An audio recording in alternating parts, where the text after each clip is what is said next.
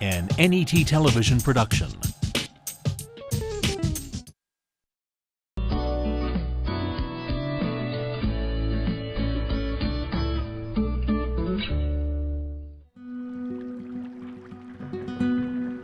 At a time when ranchers were debating next year's breed lines and seeking the calf who would feed out to 1,000 pounds by Labor Day, Mother Nature delivered a knockout punch.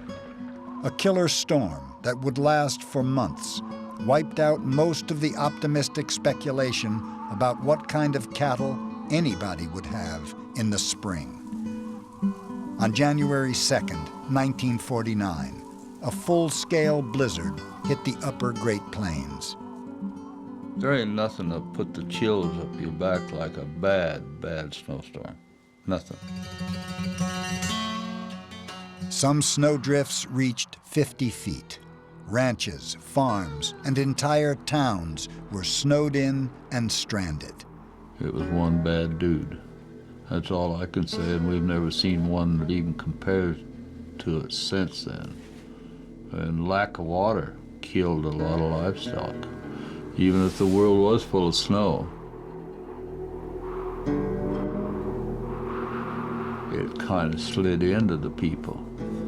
Well, in Crawford, partying, you know, and instead of going home like I should have, I partied too long and I didn't get home for a while.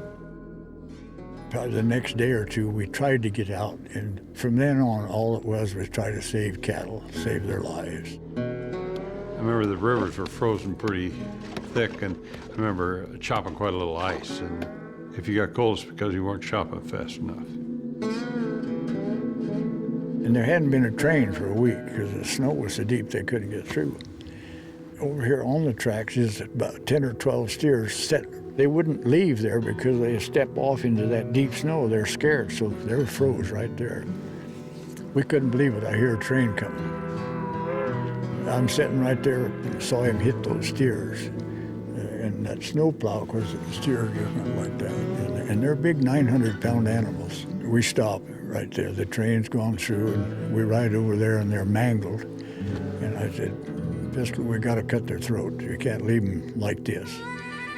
Get your knife out. And I'm cutting the throat on the steer, you know. I don't want him to suffer. Pistol's over there with his knife, and the tears are coming down. And he's kind of halfway working, doing what I said, damn it, get with it now. We got to get this done. But that's the kind of a tough guy he was, but so soft inside.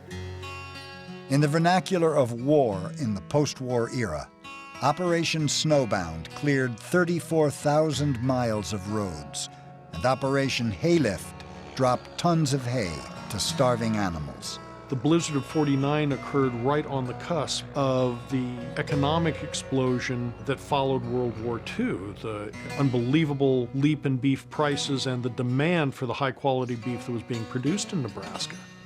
The tragedy was not just the loss of livestock, but it was also just devastating to ranchers who lost cattle at a time when they were going to be able to pick the market up as it went stellar.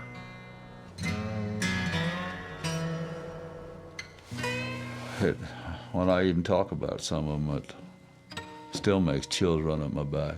It really does.